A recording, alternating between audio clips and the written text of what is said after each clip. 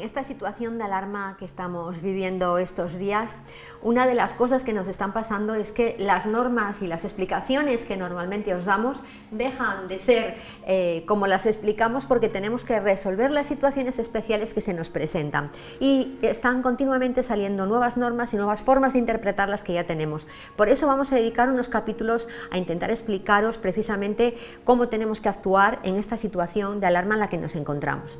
Y hoy concretamente vamos a hablar del régimen de visitas y custodia en estas situaciones en que tenemos hijos menores y tenemos una sentencia o un convenio que debemos cumplir y nos surge una duda que nos estáis haciendo llegar continuamente en estos días, y es si hay obligación de cumplir el régimen de visitas y de custodia establecido en la sentencia o convenio, o tenemos que cambiarlo teniendo en cuenta esta situación de alarma en la que nos encontramos. Así que bueno, vamos a intentar resolver estas dudas. Vamos a empezar por explicar que lo primero que tenemos que hacer es comprobar si en nuestro juzgado se han dictado algunas medidas especiales para este estado de alarma, ¿vale? Hay que comprobarlo. ¿Por qué? Por ejemplo, en Asturias, a día de hoy, no tenemos ninguna medidas especiales que aplicar, salvo que no funcionan los puntos de encuentro y que por lo tanto no vamos a poder hacer las entregas que se hagan en estos puntos de encuentro mientras dure el estado de alarma, pero para el resto no tenemos ninguna medida especial. Sin embargo, hay otras zonas en España en las que los juzgados de familia han hecho algunas suspensiones genéricas de regímenes de visitas o de custodias.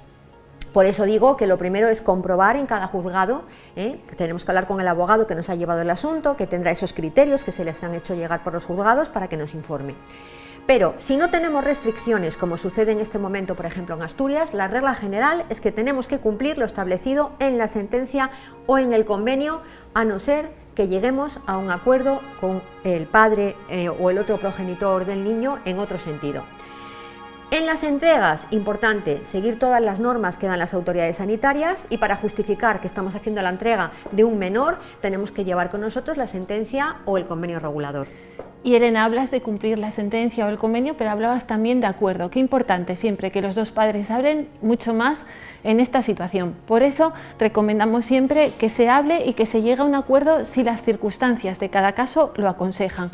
Por ejemplo, no es muy recomendable que se hagan visitas de unas horas simplemente, porque los intercambios de un sitio y de otro no tienen apenas sentido si no va a haber una pernocta.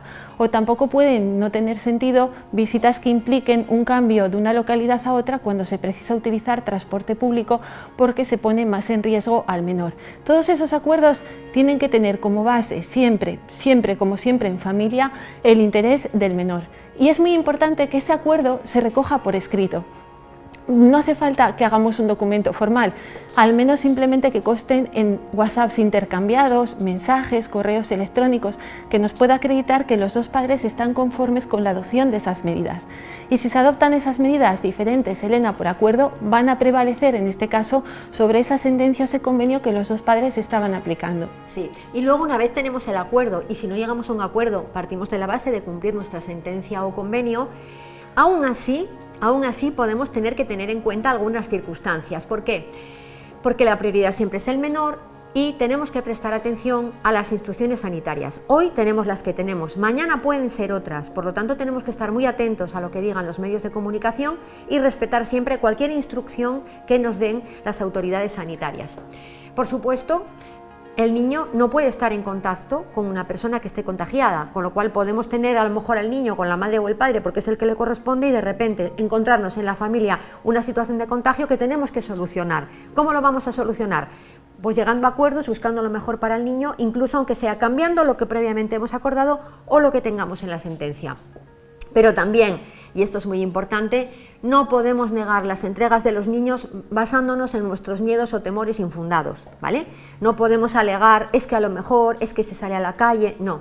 Tenemos que basarnos en realidades y en circunstancias reales y no en miedos o en hipótesis que cada uno tenga, porque prevalece lo establecido en la sentencia. Y por último, Siempre decimos, facilitemos el contacto de los niños con el otro progenitor por los medios de los que dispongamos, como mínimo por teléfono, pero si podemos hacer una videoconferencia o podemos hacer cualquier forma de comunicación que la tecnología que tengamos a mano nos permita, facilitemos a los niños el contacto, que en estos días que no tienen colegio, además, necesitan mucho más ese contacto. Y además, Elena, esto es una recomendación que casi podemos aplicar en el estado de la alarma y fuera, al facilitar siempre el contacto, estén con un progenitor y con el otro, el contacto con el otro y con su familia, que en ocasiones también se complica. ¿Qué es lo que ocurre si estamos ante un incumplimiento? Si eso que antes comentaba Elena, bueno, pues tenemos un miedo infundado, tenemos una situación, tenemos dudas sobre si realmente podemos cumplir esa sentencia o no, y al final uno de los dos padres decide no cumplir con ese régimen de custodia o de visitas que tenga. Pues en este caso se puede acudir al juzgado de primera instancia a través de un expediente de jurisdicción voluntaria. En este caso es uno de los supuestos excepcionales en que siguen funcionando los juzgados y por tanto se puede acudir para tratar de resolver esa situación.